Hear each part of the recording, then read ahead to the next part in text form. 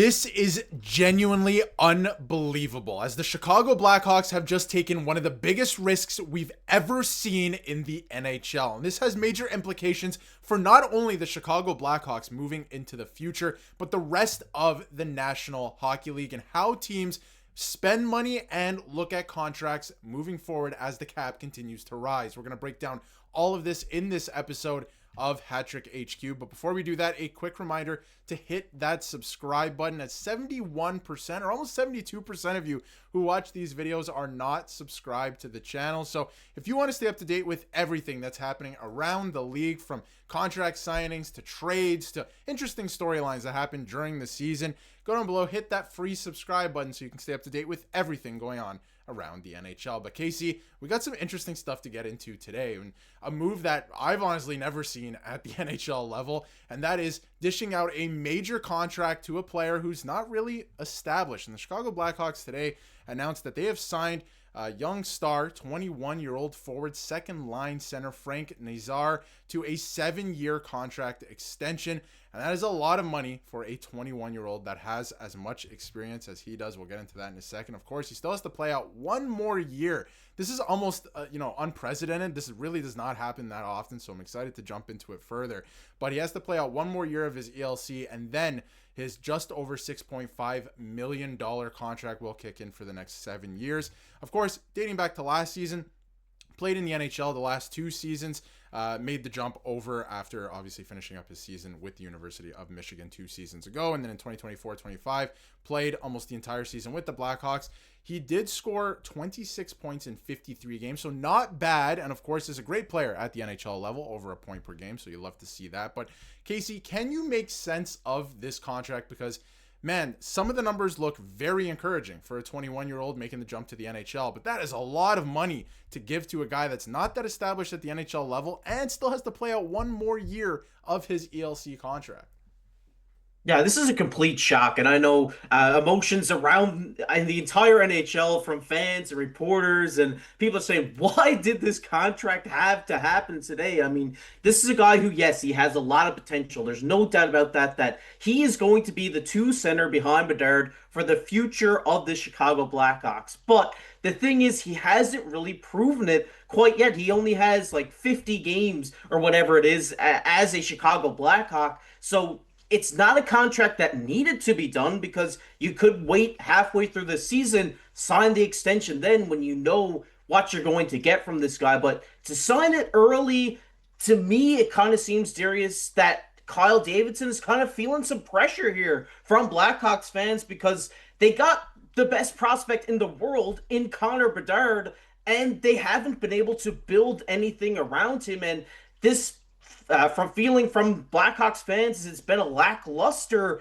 offseason for this team. So I think there's a lot of pressure coming down on the GM here, and wanting to make a move to pleasure the fans and going out and signing a guy like Nazar to this big contract and locking him up when the future for him is not certain. It really is leaving a lot of sour taste in a lot of Blackhawks fans. But to flip on the good side here, I do think he's a solid player. Like you said, we've seen big flashes of him, especially at the AHL level, being an over point per game guy. I think he will get there, but right now, this value is just way out of there than what we would have thought earlier on this season. Yeah, absolutely. I don't think anyone would have saw this contract coming for this player specifically at this point in time. Maybe in the future, but it's an odd move. It is just an odd move. That is the best way I can describe it. Nobody really saw this coming.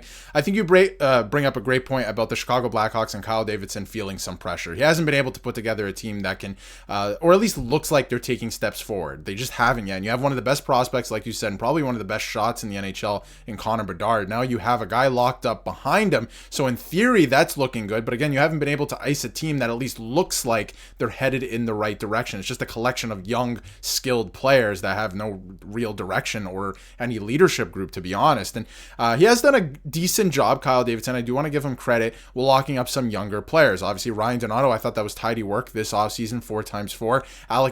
Alec Vlasic, is a 6 times 4.6. So that's also a very good value contract for a young player. And Nazar, if it works out, it looks good, right? If it works out. If it doesn't and it goes south, this was a huge risk for seemingly almost no reason. But again, there is a lot of room for Kyle Davidson to look very good. Now, I wanted to bring this up and get your thoughts on this as well, KC, that Frank Nazar and his contract is the largest for a player with his level of NHL experience, 56 games. It comes in at just over $46 million collectively, of course, not over the course of 1 year. But while Kirill Kaprizov at 55 games played was paid $45 million. So there is a comparable there, at least in terms of the money. And of course, the salary cap is going up. We'll get to that in a second as well and how that makes sense. But he is drawing some comparisons now to Kirill Kaprizov. So if he turns out anything like Kirill Kaprizov, it will be okay. So what are your thoughts on that? It's very similar to his number. I don't know if this is the same player. Of course, Kirill Kaprizov came over. He was more established anyway. But if he does kind of bloom into this solidified second line center that's going to put up points, he's responsible defensively, all of these things, we'll get into the advanced analytics too, it probably will work out. It'll look okay. Yeah, I mean, with the cap going up and stuff, like you said, we're going to get into a little bit. I mean, it will look better in a couple of years' time, but right now it seems like a lot. And when you're talking about a guy like Kirill Kaprizov, this is a guy that NHL fans had their eye on for a very long time, waiting for him to come over to North America. And when we seen him come over and what he did, the dekes he was pulling off, the scoring chances he was creating, we knew what this guy was going to be. We hadn't seen as big flashes in Nazar as we did in Kaprizov, so that's where the big risk is for the Blackhawks there. I mean, Kaprizov, everybody knew he was going to be a league star. I don't think that's where people are heads at when we're thinking about Nazar. And if we're looking at, I mean, I went through and said, who are some comparable guys in the NHL who are making around this $6.9 to $7 million? And you got guys like Troy Terry, Nazem Kadri, Gabriel Landeskog, established guys, established centers that you know you're going to get production out of making this money, but that's not what you're getting with Nazar here. So it is a big risk. It's a big gamble. If it pays off, we're going to look like fools, but right at this point in time, it is definitely a questionable choice by the Chicago Blackhawks. Absolutely. And for Blackhawks fans, I do hope that we do look dumb, right, in the future, Yeah, and that it did work definitely. out for them, right? Because obviously it's a huge gamble. It really is. Now, we do have to keep in mind the implications of this on the rest of the league, because things are changing in front of our very eyes right now, because the salary cap is going to shoot up more than we've ever seen before, which is a great thing for the sport, the league, all of these things over the next couple of years. And of course, a roughly $10 million every summer after this summer, essentially. So the league is in a good place in terms of that. Now, he makes roughly $6.6 million, right? So by 2027, 2028, so just, a little bit into this contract here, based on the $113 million cap at that time, again, all projected, it could actually go up a little bit more. We don't know for sure, but that's just the projections at this point. The $6.6 million cap hit is the same as a $5.1 million cap hit right now, which is not bad, especially for a second line center. So of course, again, it's looking like if it does work out, it's going to be a great value contract. And halfway through the contract, the Blackhawks could be laughing in terms of, hey, we locked up a piece here. We got to the floor at the time, of course, right now. And we locked up a piece here. We didn't have to worry about Bedard, all of these things. And we made out okay with a young core. Now, they do obviously have to get there. I wanted to get into some comments from Kyle Davidson on the player himself, because, we haven't really gotten into the player specifically, of course. But he drives play using his elite speed and playmaking abilities, creating problems for opponents and opportunities for teammates every night. Obviously, that's what you want in a second line center. He has to be responsible defensively as well, which he has shown that as well.